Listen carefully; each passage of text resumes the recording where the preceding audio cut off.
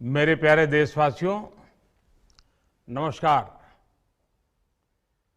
आज देव दीपावली का पावन पर्व है। आज गुरु नानक देव जी का भी पवित्र प्रकाश पर्व है। मैं विश्व भर में सभी लोगों को और सभी देशवासियों को इस पावन पर्व पर हार्दिक बधाई देता हूं। ये भी बहुत सुखद है कि 1.5 साल के अंतराल के बाद करतारपुर साहिब कॉरिडोर अब फिर से खुल गया है।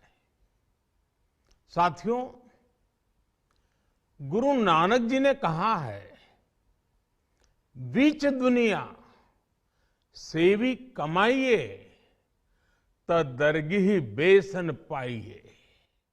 यानी संसार में सेवा का मार्ग अपनाने से ही जीवन सफल होता है। हमारी सरकार इसी सेवा भावना के साथ देशवासियों का जीवन आसान बनाने में जुटी है। न जाने कितनी पीढ़ियां जिन सपनों को सच होते देखना चाहती थी, भारत आज उन सपनों को पूरा करने का भरपूर प्रयास कर रहा है। साथियों, अपने 5 दशक के सार्वजनिक जीवन में मैंने किसानों की परेशानियों को, उनकी चुनौतियों को बहुत करीब से देखा है, महसूस किया है। इसलिए जब देश ने मुझे 2014 में प्रधानमंत्री के रूप में सेवा का अवसर दिया, तो हमने कृषि विकास, किसान कल्याण को सर्वोच्च प्राथमिकता दी। साथियों,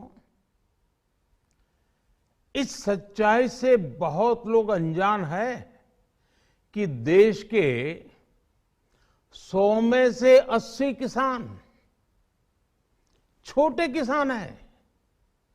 उनके पास 2 हेक्टेयर से भी कम जमीन है। आप कल्पना कर सकते हैं, इन छोटे किसानों की संख्या 10 करोड़ से भी ज्यादा है। उनकी पूरी जिंदगी का आधार यही छोटी सी जमीन का टुकड़ा है। यही उनकी जिंदगी होती है। और इस छोटी सी जमीन के सहारे ही वो अपना और अपने परिवार का गुजारा करते हैं। पीढ़ी दर पीढ़ी परिवारों में होने वाला बंटवारा इस जमीन को और छोटा कर रहा है। इसलिए देश के छोटे किसानों की चुनौतियों को दूर करने के लिए हमने बीज, बीमा, बाजार और बचत, इन सभी पर चौतरफा काम किया।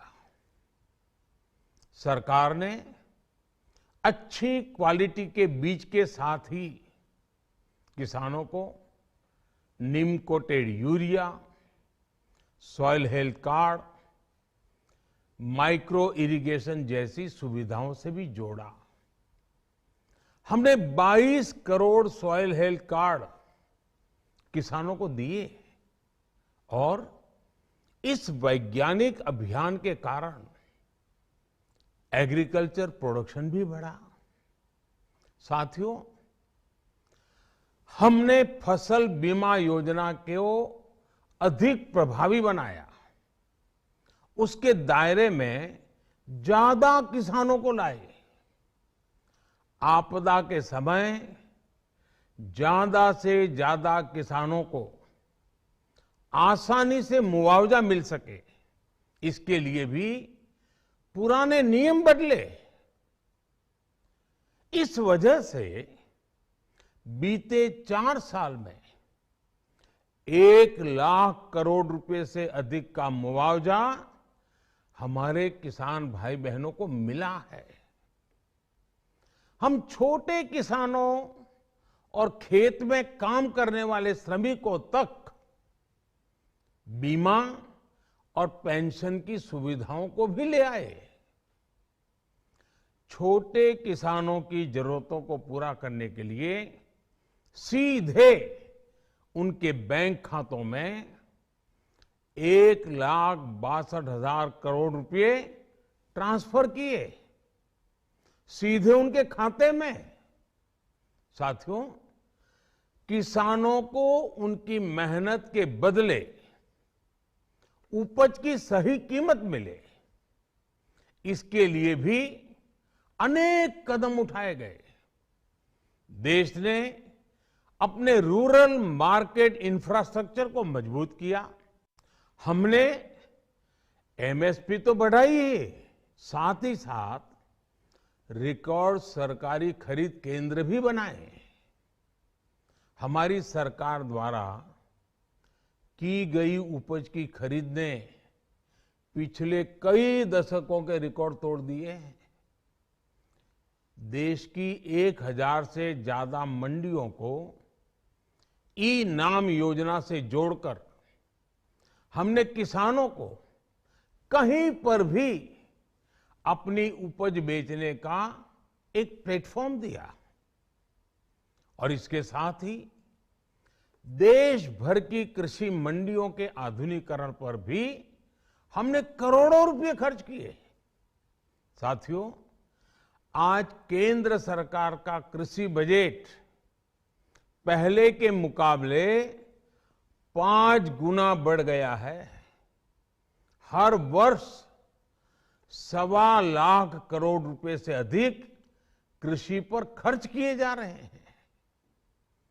1 लाख करोड़ रुपए के एग्रीकल्चर इंफ्रास्ट्रक्चर फंड के माध्यम से गांव और खेत के नजदीक भंडारण, इसकी व्यवस्था, कृषि उपकरण जैसी अनेक सुविधाओं का विस्तार, ये सारी बातें तेजी से हो रही है। छोटे किसानों की ताकत बढ़ाने के लिए 10,000 एफपीओ किसान उत्पादक संगठन बनाने का अभियान भी जारी है। इस पर भी करीब 7,000 करोड़ रुपए खर्च किए जा रहे हैं। माइक्रो इरिगेशन फंड के आवंटन को भी 2 गुना करके 10,000 करोड़ रुपए कर दिया गया है। हमने क्रॉप लोन भी 2 गुना कर दिया, तो इस वर्ष 16 लाख करोड़ रुपए हो जाएगा। अब पशुपालकों को मछली पालन से जुड़े हमारे किसानों को भी किसान क्रेडिट कार्ड का लाभ मिलना शुरू हो गया है। यानी हमारी सरकार किसानों के हित में हर संभव कदम उठा रही है, लगातार एक के बाद एक नए कदम उठाती जा रही है। किसानों की आर्थिक स्थिति सुधरे, उनकी सामाजिक स्थिति मजबूत हो, इसके लिए पूरी ईमानदारी से काम कर रही है। साथियों, किसानों की स्थिति को सुधारने की इसी महाअभियान में देश में 3 कृषि कानून लाए गए थे। मकसद ये था कि देश के किसानों को, खासकर छोटे किसानों को और ताकत मिले, उन्हें अपनी उपज की सही कीमत और उपज बेचने के लिए ज्यादा से ज्यादा विकल्प मिले। बरसों से ये मांग देश के किसान, देश के कृषि विशेषज्ञ, देश के कृषि अर्थशास्त्री, देश के किसान संगठन लगातार कर रहे थे। पहले भी कई सरकारों ने इस पर मंथन भी किया था। इस बार भी संसद में चर्चा हुई, मंथन हुआ और ये कानून लाए गए। देश के कोने कोने में कोटि कोटि किसानों ने, अनेक किसान संगठनों ने इसका स्वागत किया, समर्थन किया। मैं आज उन सभी का बहुत बहुत आभारी हूं, धन्यवाद करना चाहता हूं। साथियों, हमारी सरकार किसानों के कल्याण के लिए, खासकर छोटे किसानों के कल्याण के लिए, देश के कृषि जगत के हित में, देश के हित में, गांव गरीब के उज्जवल भविष्य के लिए पूरी सत्यनिष्ठा से, किसानों के प्रति पूर्ण समर्पण भाव से, नेक नियत से ये कानून लेकर आई थी। लेकिन इतनी पवित्र बात, पूर्ण रूप से शुद्ध किसानों के हित की बात, हम अपने प्रयासों के बावजूद कुछ किसानों को समझा नहीं पाए। भले ही किसानों का एक वर्ग ही विरोध कर रहा था, लेकिन फिर भी ये हमारे लिए महत्वपूर्ण था। कृषि अर्थशास्त्रियों ने, वैज्ञानिकों ने, प्रगतिशील किसानों ने भी उन्हें कृषि कानूनों के महत्व को समझाने का भरपूर प्रयास भी किया। हम पूरी विनम्रता से, खुले मन से उन्हें समझाते रहे। अनेक माध्यमों से व्यक्तिगत और सामूहिक बातचीत भी लगातार होती रही। हमने किसानों की बातों को, उनके तर्क को समझने में भी कोई कोर कसर बाकी नहीं छोड़ी। कानून के जिन प्रावधानों पर उन्हें ऐतराज था, सरकार उन्हें बदलने के लिए भी तैयार हो गई। 2 साल तक हमने इन कानूनों को सस्पेंड करने का भी प्रस्ताव दिया। इसी दौरान ये विषय माननीय सर्वोच्च न्यायालय के पास भी चला गया। ये सारी बातें देश के सामने है, इसलिए मैं इनके अधिक विस्तार में नहीं जाऊंगा। साथियों, मैं आज देशवासियों से क्षमा मांगते हुए सच्चे मन से और पवित्र हृदय से कहना चाहता हूं कि शायद हमारी तपस्या में ही कोई कमी रही होगी, जिसके कारण दिए के प्रकाश जैसा सत्य कुछ किसान भाइयों को हम समझा नहीं पाए। आज गुरु नानक देव जी का पवित्र प्रकाश पर्व है। ये समय किसी को भी दोष देने का नहीं है। आज मैं आपको, पूरे देश को ये बताने आया हूं कि हमने 3 कृषि कानूनों को वापस लेने का, रिपील करने का निर्णय लिया है। इस महीने के अंत में शुरू होने जा रहे संसद सत्र में, इसी महीने में, हम 3 कृषि कानूनों को रिपील करने की संवैधानिक प्रक्रिया को पूरा कर देंगे। साथियों, मैं आज अपने सभी आंदोलनरत किसान साथियों से आग्रह कर रहा हूं, आज गुरु पर्व का पवित्र दिन है। अब आप अपने अपने घर लौटे, अपने खेत में लौटे, अपने परिवार के बीच लौटे। आइए एक नई शुरुआत करते हैं, नए सिरे से आगे बढ़ते हैं। साथियों, आज ही सरकार ने कृषि क्षेत्र से जुड़ा एक और अहम फैसला लिया है। जीरो बजट खेती यानी प्राकृतिक खेती को बढ़ावा देने के लिए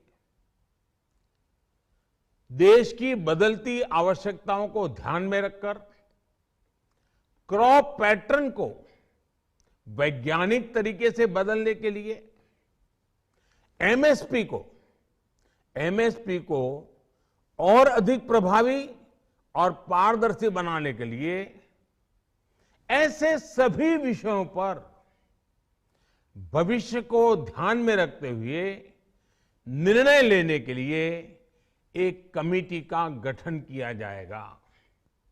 इस कमेटी में केंद्र सरकार, राज्य सरकारों के प्रतिनिधि होंगे, किसान होंगे, कृषि वैज्ञानिक होंगे, कृषि अर्थशास्त्री होंगे।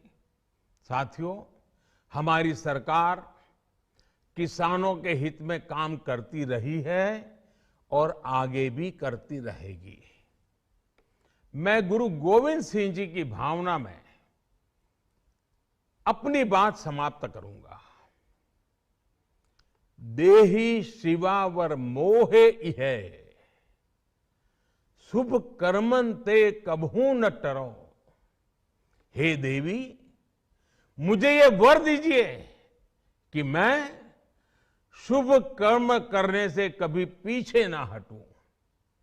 जो किया किसानों के लिए किया, जो कर रहा हूं देश के लिए कर रहा हूं। आप सभी के आशीर्वाद से मैंने मेहनत में पहले भी कोई कमी नहीं की थी। आज मैं आपको विश्वास दिलाता हूं कि अब और ज्यादा मेहनत करूंगा ताकि आपके सपने साकार हो सके, देश के सपने साकार हो सके। आपका बहुत बहुत धन्यवाद। नमस्कार।